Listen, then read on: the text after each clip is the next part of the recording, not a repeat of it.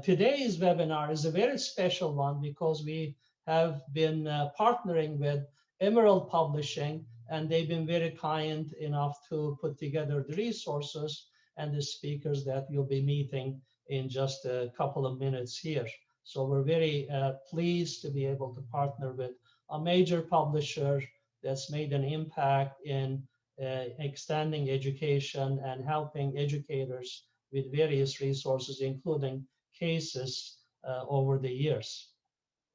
For your information, this webinar is being recorded and will be available at our website as well as Georgia State University Cyber's YouTube channel for viewing later on. You can share this with your colleagues as well.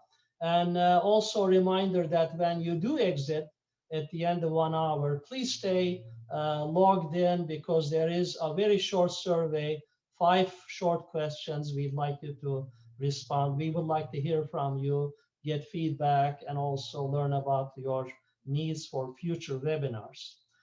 Everyone except the panelists is muted in the webinar.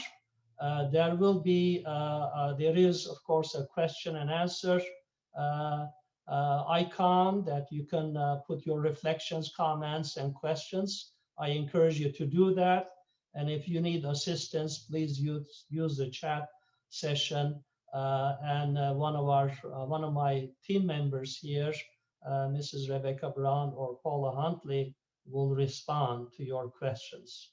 So as is our customary tradition here, the resources, handout materials shared today and talked about, introduced today by our speakers, will be available to you after the webinar. So we will mail you all of these very useful webinars, seminar materials that you'll hear about after the webinar.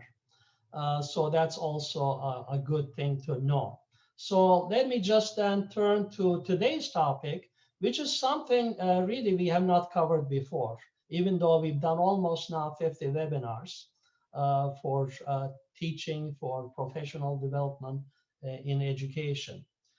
So it's the topic, of course, is teaching with cases, how to research, how to develop, how to write cases, and how to inform ourselves about the sources of cases, especially the cases that are contemporary, that deal with real world phenomena, and also digestible, accessible cases, I would say, because that's the kind of cases I've seen from Emerald Publishing.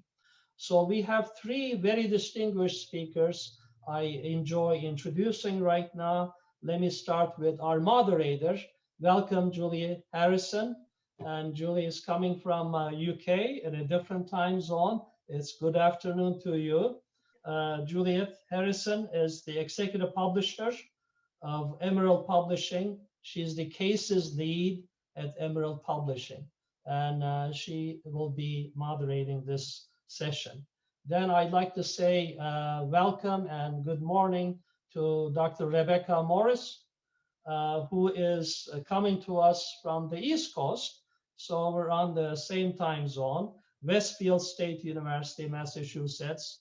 And Dr. Rebecca Morris serves as editor-in-chief of the case journals and has done, obviously, all of our speakers today have invested a lot in case development, case research, and dissemination. And our third panelist today is Dr. Michael Goldman. Michael is at the University of San Francisco, so it's a little bit early for you. Good morning to you, Michael, and great to have you here. Michael is the editor-in-chief of the Emerging Market Case Studies and also president of North American Case Research Association.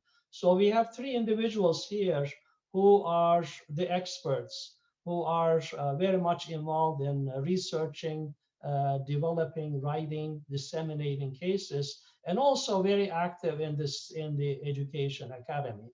So very active in with people who are interested in teaching with cases. something that I enjoy a lot, especially in our field, business or international business in particular. It is a lot better to be able to connect with your students if you talk about real world cases. And also cases give us the opportunity to make our content more contemporary, because you can bring in contemporary issues that may not be necessarily covered in the textbooks, which get outdated fairly easily. So with that, I welcome you all. Thank you for making time. Juliet, will turn to you for your moderation. We're going to talk about teaching with cases, writing and researching cases, and also the Cases Hub of Emerald Publishing as well. Thank you very much, Tamer. So lovely to meet you all, and thank you for joining us today. I was going to give a little bit of an introduction to Michael and Rebecca, but I think Tamer has kind of covered that already, so that's great. So just to reintroduce myself, I work as the Cases Lead at Emerald Publishing, and what that involves is really being responsible for the development of our cases programme, and two of our flagship case journal and case collections are the Emerging Markets Case Studies collection that Michael edits and the case journal that Rebecca edits. So I've got a little bit more information about those the collections and the journals and how to submit to those later on in the session. What I just wanted to do was to give you a bit of an overview of the session today, so what we plan to cover. So we're going to split the session into three parts. So part one is going to be led by Michael, and it's going to be on the topic of teaching with cases. So it will include guidance on how to effectively teach with cases, examples of some of the tools available to support case teaching and learning, and some examples of how you might teach case formats in different ways. So things like support for remote teaching and using different platforms. We're then going to move on to part two, which Rebecca is going to lead, and that's going to be on writing and researching with cases. So that will include some examples of innovations that are taking place around the development of new case forms, and information about some upcoming events and relevant associations that can support you and support new case writers in improving their case writing knowledge to increase their chances of publication. For part three, I'm going to give you a short demo of Emerald Cases Hub, and that is a free resource which is designed to support case teaching and learning. I'll also provide some sample case studies and teaching notes, which will be shared with you after the session, as well as a short slide deck where I've included information about submitting to the Emerging Markets Case Studies collection, the Case Journal, and one of our competitions that's live at the moment, which is called the Case for Women.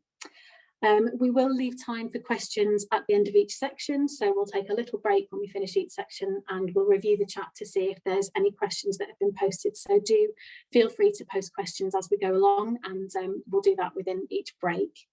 What I wanted to do before we start Michael's section was just have a little poll, just so we can get a sense of people's levels of case writing and case teaching experience. So I'm hoping someone is going to launch the poll now so that everyone can take a look. Okay, so looking at the first question, so we have some people with case writing experience, but predominantly it looks like people that haven't written teaching cases but would be interested in learning more, so that's great, you're in the right place. And for those of you that have not written a teaching case and don't plan to, hopefully this session will still be useful. It might be more that you're more interested in learning about how to teach cases. And then for the second question, so we have quite a lot of people who regularly teach with case studies, so that's great to hear, and hopefully some of the resources that we have will be useful for you in supporting your case teaching. And again, some people have taught with them but don't do it regularly. And for those of you that are potentially interested, so either in learning more about writing case studies or teaching with case studies, I've also included my email address at the end of my presentation for this session, so do feel free to follow up with me if you want to learn more about any of our specific case content. So I'll just close that now, and without further ado, I think I'm going to hand over to Michael. Well, thank you, Juliet. Good afternoon, good morning. Hello, everyone from around the world. Delighted to spend a few moments with you talking about this critical topic around case research, writing, and teaching. So my role in the next few minutes is to talk about this area that 46% of us are doing regularly, teaching with cases. I want to share a quick slide here with you, which will be shared afterwards, so that we're all on the same page. And I want to share 9 points with you around this question of case teaching. The first 3 are really around why. Tama already spoke a little bit about his interest in this area, and for 46% of us, we know that cases are a great way to do 3 things. 3 things really well. The first of those is active learning. And so we know when we think about pedagogy and andragogy and how people learn, how especially adults learn, that it is important to involve people. It's important to have resources that are relevant to scaffold from where people are. So it's an active process. It's not a passive sitting back, sage on the stage kind of lecturing environment. We know that people learn when they are involved. It kind of takes us back, for those of us who've thought a little bit about learning theory, to the theory of experiential learning and Kolb's work some years ago. So how do we employ discovery as part of the learning process? Think about any of the learning environments that we've ever been into, the ones that are more engaging, the ones where we want to learn, we want to turn the page, we want to be focused on the next nugget, are those that we are involved in, those that are relevant to us, those that connect to what's most important to us right now. So if you've read the books, as many of us have, on how college students are learning, how higher education happens, we know that all learning needs to be positioned and framed to be highly relevant to the learner at that point. And that's what we know case studies can do an exceptional job at, because they connect us to a decision maker, someone we can identify with who is facing a real dilemma. It's not just a story, but is a story with a purpose. So, first point there is around active learning. And if we want our classrooms, our learning spaces to be energetic, to be filled with students, managers, executives, delegates who want to learn and want to grow, we know that cases provide a really useful way to do that. The second point on my slide here is about student-centered. Some of you may recall the great book from Harvard about 20, 25 years ago, Participant-Centered Learning. And so one of the great things we know about case-based learning in the classroom is it is focused on the needs of the student. The starting point of that, as Rebecca will talk about in a few moments when we talk about researching and writing cases, is the teaching note. And we define very important learning outcomes. The phrase I love to use and love to see authors using in the teaching note is, at the end of a successful case session, students will be able to do what? What will students be able to do? It's not about what the teacher does. It's not about an instructor-led environment. It is a student-led environment. Humans crave stories. And case studies provide us those stories that the humans can crave, that they can get involved in, that they can lead the conversation. Right? It's really important, as many of us know, when we are teaching cases in a physical classroom or a remote online environment, that the students need to drive the conversation. Yes, we facilitate. Yes, we may challenge, and we may prompt, and we may trigger. But the students need to lead that conversation as they unpack the case and draw out the key learnings. My third point, to reinforce Thomas' comments earlier about why we think case teaching is so interesting, is that it's focused on decision making, making stuff happen, execution. It's so critical, I think, as we look around the world right now and look at organizations that are trying to solve really important questions, be they in the private or public or state-led sectors, thinking about organizations and social entrepreneurs and non-governmental community-based organizations. Managers make decisions. Managers have to develop judgment. They have to think about analysis and synthesis and making recommendations and evaluating. Managers don't just talk. Managers get paid the big bucks because they have to make a decision. And there are a few tools, cases being one of those, that are really excellent at facilitating that decision-making process, the learning of judgment in the room. So those are the first 3 points I wanted to remind us as we head into this conversation. The next 3 are focused on how we do case teaching. And for the 36% of you that don't regularly teach with cases, or the 15% of you that are interested in doing more of this, perhaps these 3 points will be useful to you, for you to reflect on. The first is, if I think about some of the great case teachers that I've had the opportunity to observe and to be in their classes, I think back 20 years ago now to Tom Piper from Harvard, who I had the pleasure to sit in and observe and be part of the conversation. Frameworks and theories emerge in the conversation. We teach the case, we don't teach the theory. So as we facilitate a conversation about the case and the decisions and the processes and the variables and the antecedents and the drivers and dimensions of that decision, as we organize the conversation and we organize the notes that we're taking, either virtually or physically, that's how the theory and the framework emerges in the conversation. So as opposed to having a slide that says, here is Porter's 5 forces, to use one that some of us may have had some exposure to, we are developing that framework. It is emerging from the conversation. So it is led by the analysis in the classroom. So teach the case, don't teach the theory. The second point here that I know is important for many of us as we work with managers and participants around the world is we're modeling an executive debate. What I tell my students is, you are in the exco. You are sitting in the exco right now. You will not move forward in your career if you do not have a voice.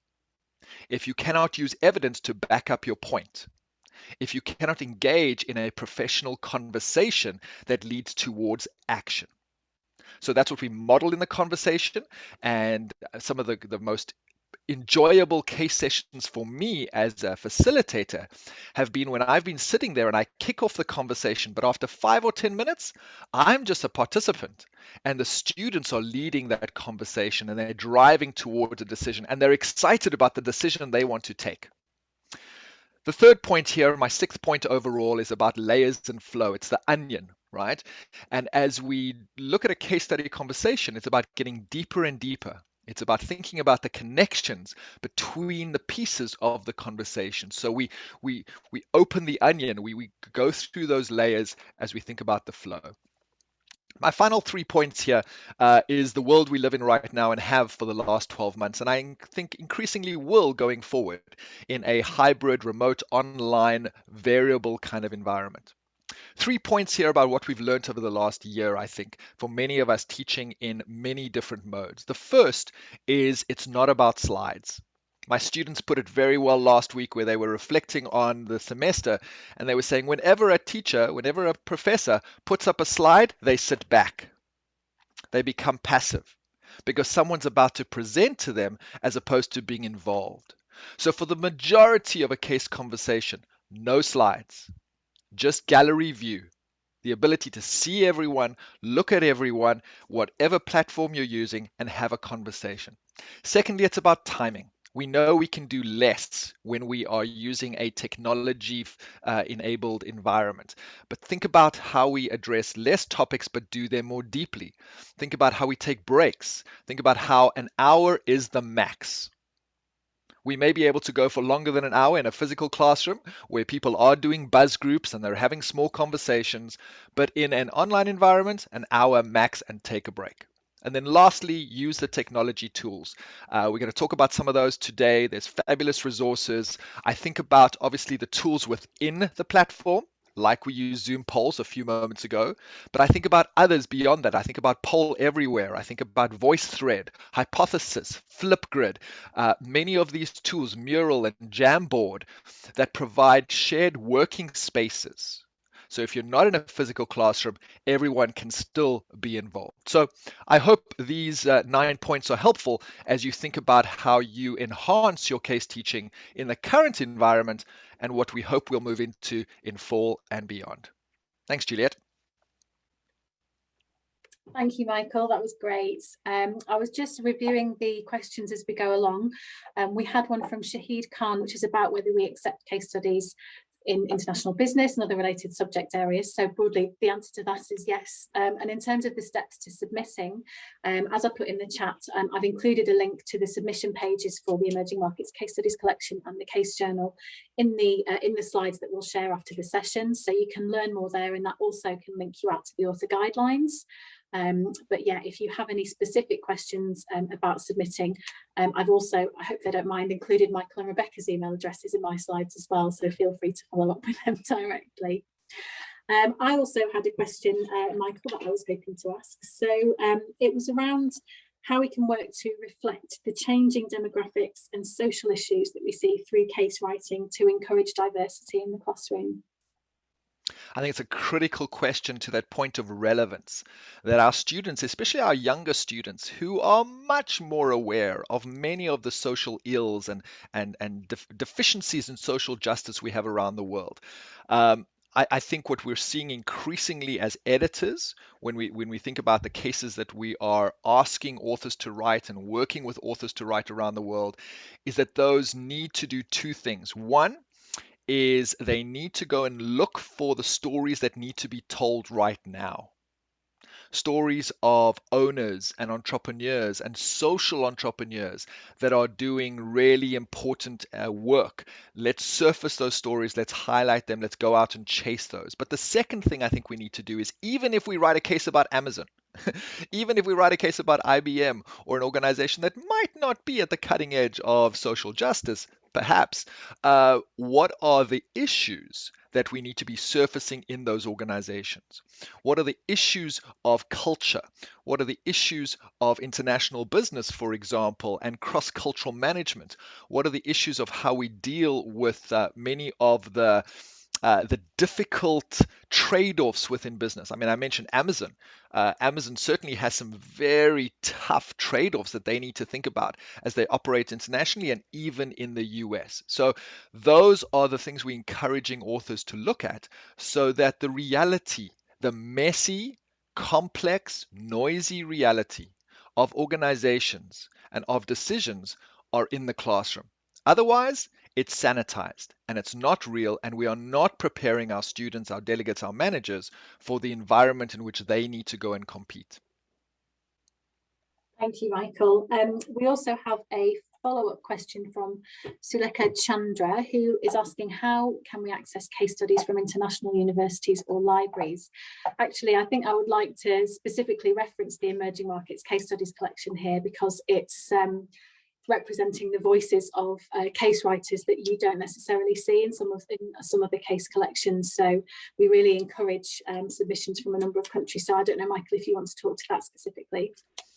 Yeah, I would agree with you. I mean, when we have 80,000 downloads of emerging market case studies every year, 100 plus countries contributing to the collection and using the collection, including developed and emerging markets, we know that those cases are making an impact. I think to Sulekha's question, certainly Emerald Insight and having access to the collection, the full collection of the case journal and emerging market case studies and the other collections that we have as part of e-cases within Emerald Publishing, I think that gives instructors a wide range of resources that they can pull from.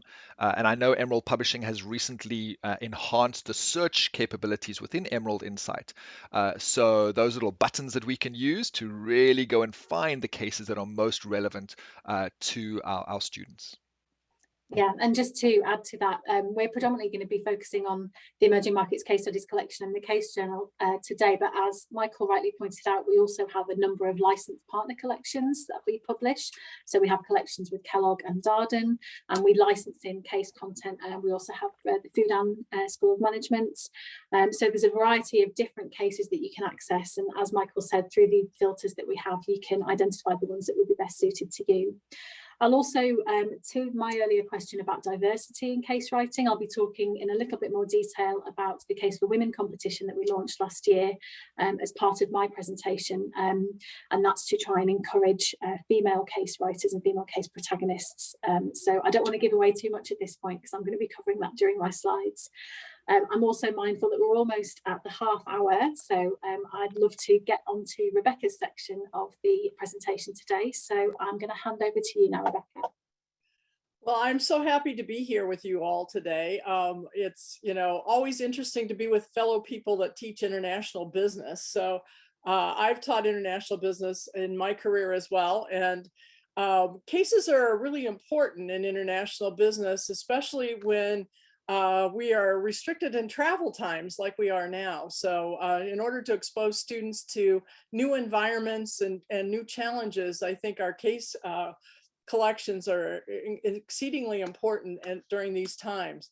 So I'm going to share my slide with you, and we're going to talk about, I have some heavy lifting to do today because I need to convince the 53% of you that are not doing cases why you should write cases. So we're going to look at the diagram here of different reasons why people write cases. And I hope that I'll hit on something that will cause you to think that you can do this too. We're going to start at the top. And a lot of people write cases in order to fill a pedagogical gap. If you use a lot of cases in your course, you probably hit one of those gaps where you have a topic that you really want to illustrate in an experiential way with your students, and you just can't find the right case to do it. So sometimes people will take a particular new area in their discipline and write a case, that illustrates that theory or discipline. But I think for international business, it's also important that we recognize that cases sometimes need to emphasize regional areas. Students in China, for example, will learn better if they have cases that are about companies that are in China. So we want to have, as Michael said, the relevance, and our students need to be able to identify with the case. And it can be very difficult if they don't have any about their local environment. So that could be another way to fill the pedagogical gap, is to write cases about the environment that your students are encountering. A second reason to write cases is to fulfill your intellectual curiosity. I mean, almost all of us track other companies and industries as we develop our teaching materials and so forth. And every once in a while, you'll hit a company that just intrigues the heck out of you. And so a lot of times doing case research, interviewing managers or doing secondary research can be a way for you to find out how things really work at a particular company that you're particularly interested in. And so intellectual curiosity, maybe you've got something that's always intrigued you and you want to know more. So write a case about it. The third one here is to share best practice. And this is a little bit difficult in case writing because usually we have a problem that we're trying to write about, and we want the students to develop solutions to a problem. But there is certainly an opportunity to write about a company that's doing very, very well. Michael talked about social enterprises. Maybe you've encountered a company that is doing amazing things in the social justice area, and you want to expose that to students and other people. So sharing best practice is one of the ways that you can do that. You can write a case that describes what the company is doing, and then the students can analyze, why does this work for this company? Why don't all companies do these things? And how can I take the ideas that this company is doing and expand them to other areas? So we could share best practice. The fourth one here, writing cases creates a tremendous link between academia and industry. Most of our business schools are trying to find links to the real world. And this is an important thing that cases do, both through the research and the writing. If we are researching companies that we have in our local environments, we're making connections with those managers, and that can be really beneficial for things like internships, donations, general relationships with outside companies. And that can really pay off in terms of involvement, job opportunities for your students and so forth. Also related is creating outreach to industries. So by engaging with companies when you do primary research, a lot of times it causes the managers that you're interviewing to think about their situation in different ways. I can tell you that when you interview people and you ask them questions, sometimes you trigger thoughts that they hadn't had before. And that even though the goal of writing a case on this company is not to be a consultant, you will find that you have an impact and that the company will rethink their strategies perhaps or what they're doing in ways that will lead to improvements. And so the other way that this can happen is a lot of times if you write about a local company, the managers will want to sit in during the case discussion and they'll hear the students' impression of their company. And that also may trigger some additional thoughts on what they should do differently or how they might improve and can really benefit the company. We all have pressures to publish, different ones in different places. And the good news about case writing is that a lot of accreditation groups like AACSB have considered cases to be valid scholarly outputs. And it can alleviate some of the pressure to publish, especially for people who maybe don't have an empirical research background. Case writing, people that have done consulting or have significant business experience can write cases and be very successful with them. And then the last reason why you should write cases is because you want to have an impact. That's why what motivates a lot of us as case writers, we want to make a difference in the world. We want to help students learn important concepts. We want to have changes take place that benefit students and increase their learning. And so all of these are reasons why we might want to write cases, and hopefully I've convinced some of the 53% that this is a good idea and you should do it. So let's talk about some of the opportunities. There are opportunities to develop case writing skills. I do a series of case hackathons where we, in the course of a conference, spend time and actually write a draft of a compact case. Compact cases have 1,000 words or less, and we write them in the session of the conference itself. So, you know, if you think about it, when have you ever gone to a conference and you come out with a publishable output? We have published at least 5 of the cases from case hackathons in the case journal. So it works. So you would work in a small group to actually write a case. And there are also a number of workshops, and I have hopefully a slide that will show you some of those, because I'm actually doing a hackathon next week. And so you could register for that and participate and get really a fast start on writing cases. I also want to call attention to the fact that there are many outlets for publishing cases. You've heard about the Case Journal, TCJ, EMCS, the Emerging Markets Case Studies, the Case Research Journal, and the Business Case Journal are some of the different outlets. And one of the things that you should recognize if you're thinking about case writing is all of these journals have different domains in what they publish. And so if your case doesn't fit in one place, it will surely fit someplace else.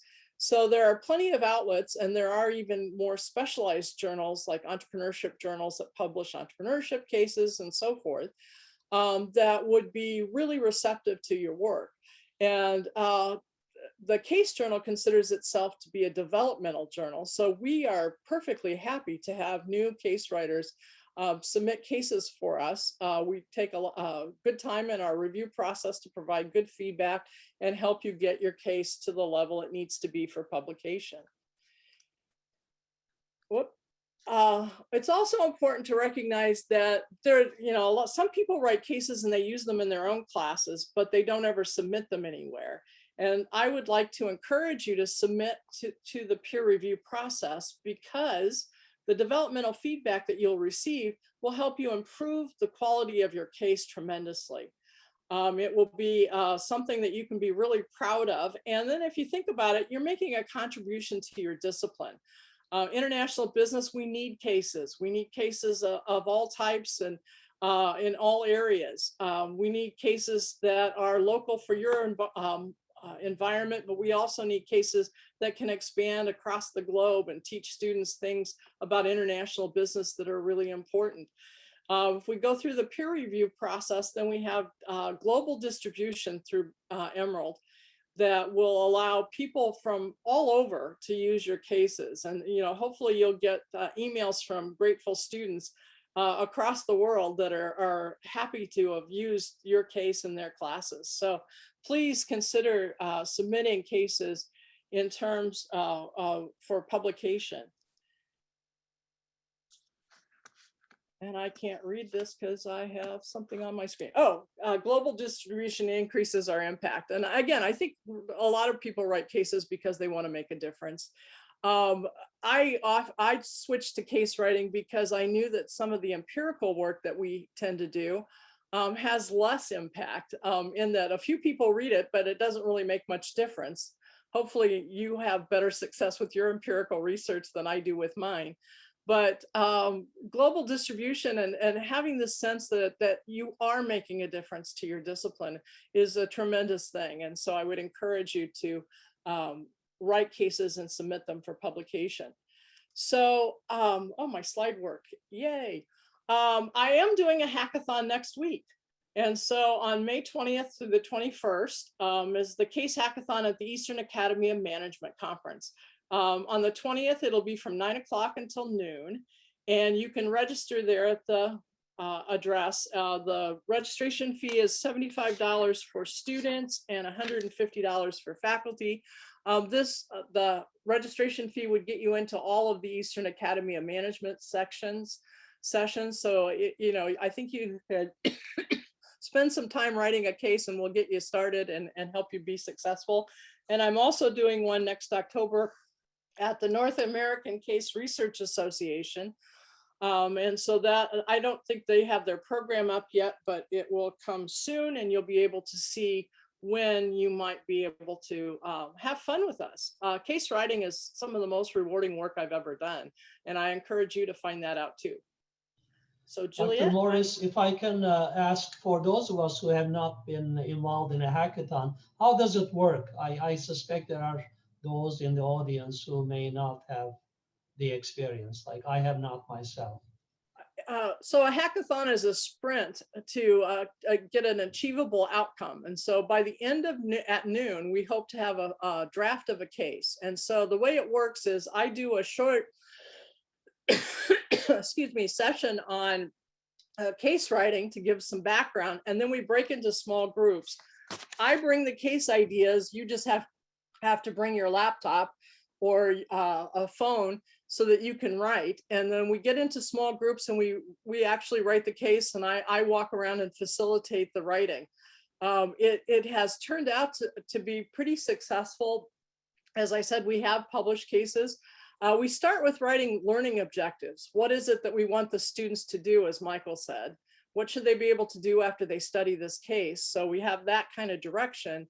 And then we're working to write a 1,000-word case based on some newspaper articles, industry reports, and so forth that I provide. So you get to choose what you want to write on. And then we work on writing the case. The second day of the conference in May, we'll roundtable those cases. So we'll share them with the other participants and we'll give feedback and refine them so that they'll be in pretty good shape by the end of the conference. The only thing left to do would be to write the full instructor's manual, and we'll make suggestions on that too. Thank you so much, Rebecca. We do have a couple of questions that I thought it'd be worth picking up as a discussion. So we've got one from Eugene and one from Nagla, and they're both about whether case writing is really recognised in terms of academic progression. And I guess to touch on that from my perspective, increasingly we're starting to see that academic progression is becoming more focused on what we would consider to be real world impact. So not just research publication and citations. And I would argue that case writing has immediate impact because if you're going into the classroom and you're using it and students are doing something as a result of using that case. So I think the tide is turning. I know, Michael, you touched upon that a little bit in the comments, but Rebecca, I didn't know whether you had anything to add on that. For AACSB, cases typically are listed under teaching and learning research. which can be an important aspect because a lot of schools are identifying themselves as teaching schools. And so in those particular schools, case writing is really important because that it fits with the mission of the school in terms of the teaching. We have been working very hard to elevate teaching case writing as scholarly work. And you'll see that some of the guidelines and so forth that we use as editors are important in reinforcing the fact that this is in fact research. We're not just telling stories. We're telling stories based on facts that we have researched. And so cases are described as real stories about real people doing real things. And so, you know, we don't get to make things up. We have to actually have some research basis for doing it.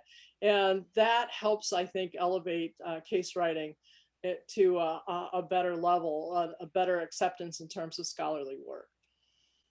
Yeah, I mean, Juliet, if we look at standard 8, for example, in the ASCSB world, right, the new standards 2020 version, looking here, the impact of scholarship. And the first point there to Rebecca's comments is it's really about mission-led. So schools need to find a mission and frame the kind of impact that scholarship makes. And as Rebecca says, there are a number of ways in which cases can be positioned, both the teaching and learning scholarship, but also applied and integrative application scholarship. So, you know, when it's well-researched, peer-reviewed research that is positioned in a case, it really talks directly to those areas. And we're seeing schools position cases. They're working with the stakeholders, working with you know, other organizations that make an impact immediately in the classroom and beyond. So, you know, I think that is an ongoing debate. But if we think directly about ASCSB, it's in those standards. It's really about how the schools and the deans position the intellectual contribution for their mission. Thanks very much, Michael. In the interest of time, we do have a couple more questions, but I might try and leave those to the end just so we can make sure we get through everything.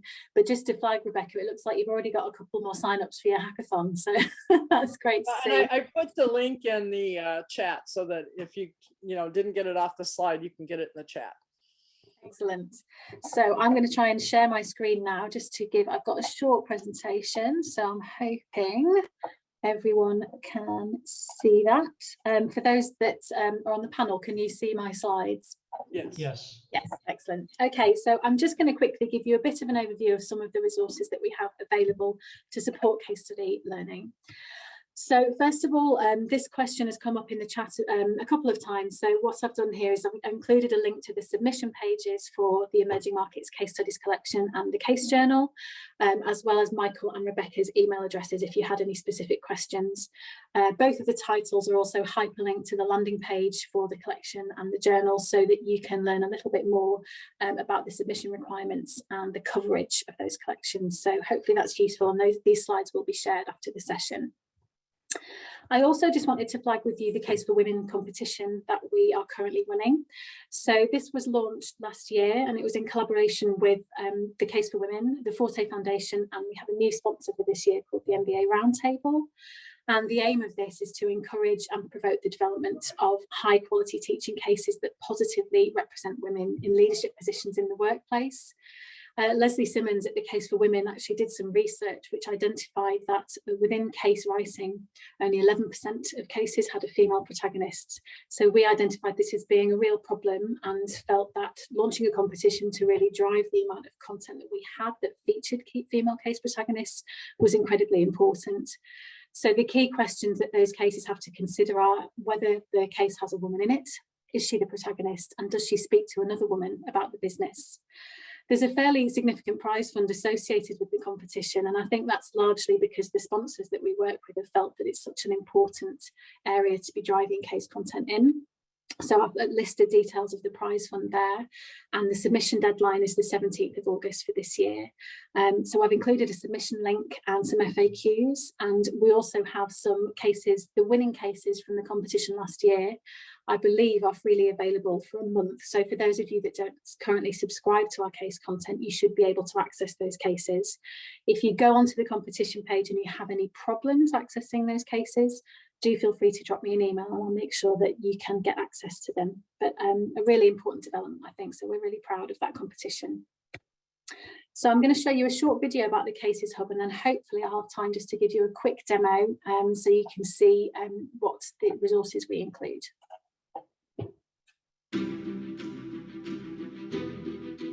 Today's students are tomorrow's business leaders.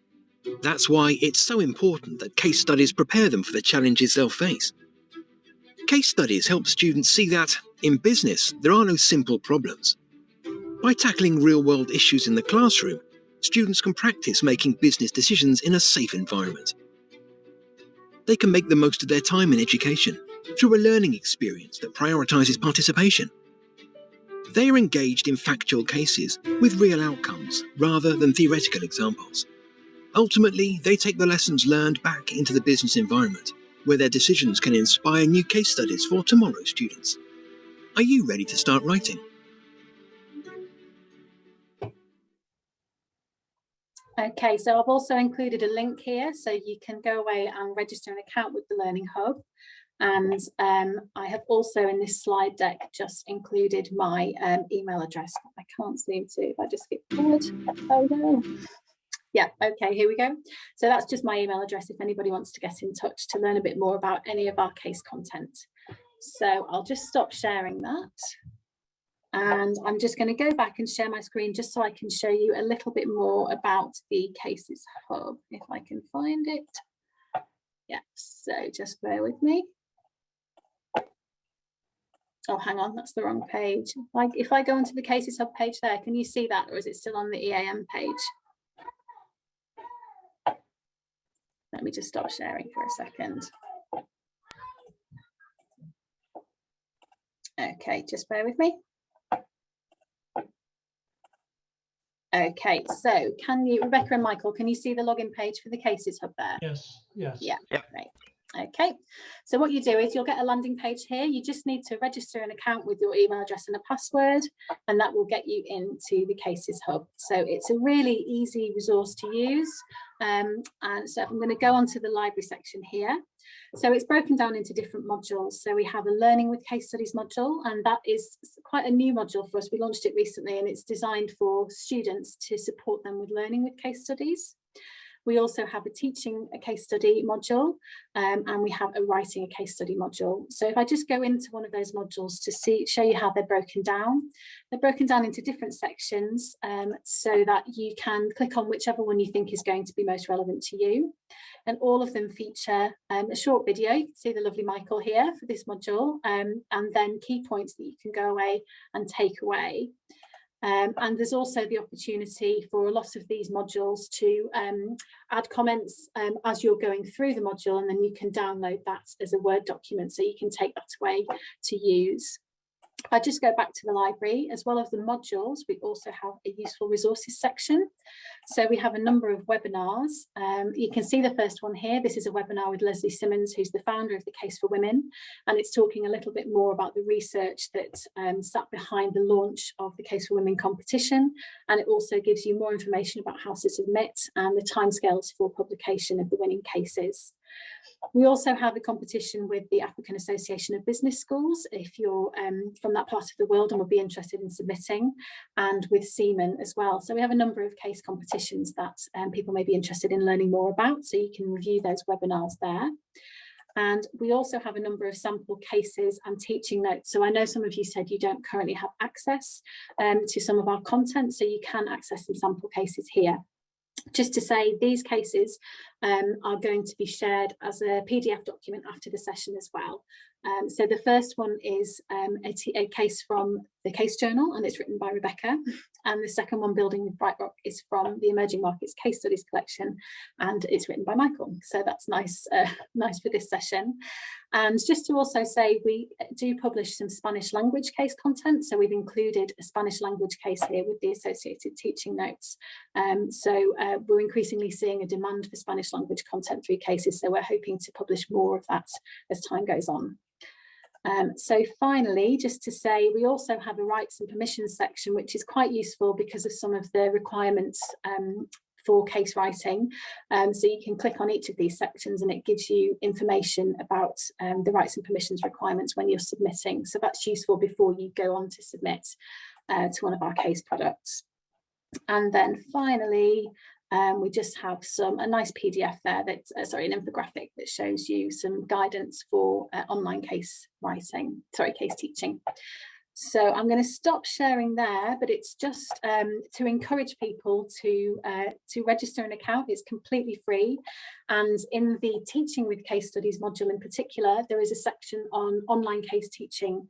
And I think given that everyone's had to move to online teaching and online learning over the past 12 months, it's particularly important to understand how to effectively do that. And I think what we found and the feedback that we've had is that actually the case method really translates well to an online learning environment, because you can break people into groups, and actually we found it to be a really popular resource on the Cases Learning Hub. So we're adding new content all the time. So once you register an account, you'll be able to go in and check. You can bookmark the pages that you like so that you can find them more easily. So hopefully for those of you that can't access cases in the traditional sense, that will be a nice resource that you can point to, and might be useful also for your students if you're teaching cases. So hopefully that was useful. I don't know if we have any additional questions that we haven't responded to. It's been outstanding. It's been outstanding. Thank you so much, Juliet and Dr. Morris, Dr. Goldman. As you can see, there's a lot of praise. There's a lot of words of appreciation. I think I can easily say that this has been one of the most practical, most educational, instructive webinars we have offered. And I think we simply have to have you come back and do another one.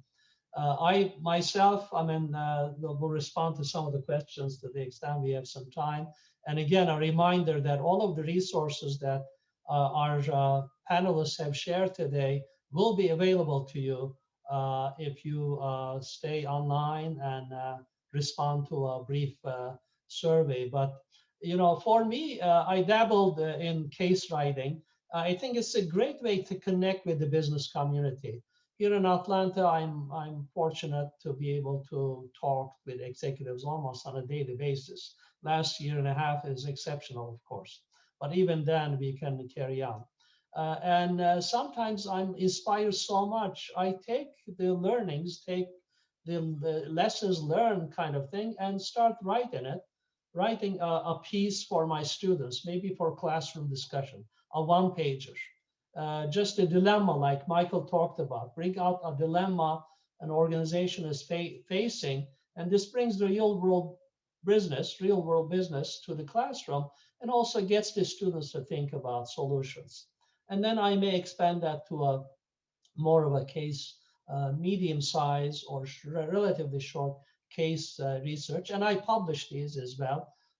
So there's a lot of good things that you have said about being involved, being engaged in researching and writing and contributing your work with your colleagues around the world as well. Maybe a short question for all of you here. So for those of us who have not yet developed the experience to integrate cases into our teaching. So I think that's really the typical young scholar, early career researcher, educator who is just after the PhD program, comes into the business school, and usually, you don't have perhaps the skills to carry on a case discussion. So how do I get started, Michael, Dr. Morris? How do I, get the confidence that I assign and discuss and moderate, and like you have discussed? It's a great question, Tamer, and I think one of the things that we realize once we go through a doctoral process is, unfortunately, most of our doctoral education teaches you how to do research, which is only one piece of our job, and it underprepares you for the critical component of what we do every day when we walk into that classroom or log in. Certainly, I think one way that I would suggest early career teachers move into that space is using shorter cases or brief cases or compact cases. And both Rebecca and I in our publications and others have published these shorter cases, a few pages, that really allow you to get to grips with that. The second point I would raise is the best way I learned, I think, to teach a case is to watch a case being really well taught. And I think one of the aspects we don't do enough of as professors is watch each other. So, we know the physical constraints of going into many classrooms on campus, but right now, over the next few weeks, it's much more easier to just jump into someone's Zoom classroom and sit in the back and watch. Of course, it's a wonderful way to improve our own teaching, to have our colleagues do that, and it's an excellent way of improving a teaching note in a case study publication, is to have someone watch you teach it a few times, or have someone else teach the case and then write a much better teaching note. So that peer support, the peer observation, I think is a fabulous way to get into the groove. Dr. Morris, yeah. Please turn on your audio. Yeah. I would suggest that they consider also reviewing cases. One of the things that you would review would be the instructor's manual, and it would have teaching strategies for the cases that you review. And sometimes you will learn a lot about different approaches to teaching cases by reviewing other people's work and seeing how they do it. In the sense that, if I'm doing a case that lends itself well to a stakeholder analysis, I might have a role play in the teaching note that would talk about how you would set that up. And so you could pick up tips just by reviewing other people's work. And we certainly could benefit from reviewers, even if you're not experienced in case writing, because you've obviously read some cases, you may have taught with some cases, and you can, doctoral students can respond as students and say, okay, I wouldn't be interested in this case, and here's why. And, or I would find this part to be really difficult, and this needs to be clarified.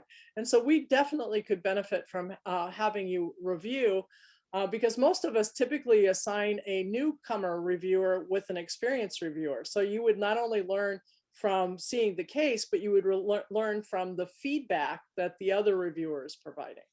And I think just to add to that, I think in terms of the case journals and collections that we publish, I think traditionally academic research articles go through 1 or 2 reviews. Often for case writing, we'll support on a number of stages of review to try and encourage getting to that point of publication. So whilst it might slow down the process, it means that you'll get that case to the point that you need it to be. And I know that Michael in particular is very keen on supporting new case writers in the emerging markets. And we also run a number of webinars and sessions to try and support case writing and bring these new authors through. Outstanding. I'll give you each, just maybe a few seconds for some final thoughts, but you can see there's a lot of appreciation, and we appreciate everybody who's been on this webinar. I do want to remind, before I hand it over to you, Juliet, that people should stay on for a brief survey, 5 questions, so we can hear from you. And also, if you'd like to receive a copy of the handouts these good colleagues have shared with us, please do that. So some final thoughts, some comments, Juliet? From me, just to say, for those of you that are new to the case writing or case teaching process, there's lots of useful resources out there available to you. And, we really hope that this has given you that appetite to try and learn more and to go away and become the case writers and the case teachers of the future. Excellent. Dr. Morris? I would be happy to see you all at the hackathon next week. Excellent. Sounds very exciting, very helpful too. Yeah, I would say absolutely. I'd say take advantage of these opportunities, especially over the next few weeks and months, the virtual opportunities to log in, to watch people do what they do, to pick up a few hours of really valuable guidance. And then the best thing to do is just start. We know that with all our scholarship, with all our work as instructors around the world, the best thing to do is just start. So get your bottom into a chair and put in a few minutes and start doing this, and really develop it from there. It will be a rewarding experience, I'm sure. Well said. Well said. Well, and just one more yeah, comment go from ahead. me, just to say, for those of you, if we've tried to respond to all of the comments in the chat as it's gone on, if we've missed any questions or comments, do feel free to drop us an email after the session, and we'd be happy to pick up with you that way. And the session will stay live for the next 10 minutes or so. And our panelists will be able to respond to your questions. We'll turn our audio, our microphones off, and then we'll also run through some slides, and then our Rebecca Brown will also show us next week's webinar topic. With that, I want to thank all of you, Dr. Morris, Dr. Goldman, and Juliet. It's been a phenomenal session. I learned a lot. It's been very educational, and we'd love to have you come back and do another session. So thank you so much, and have a good rest of your day. Thank you.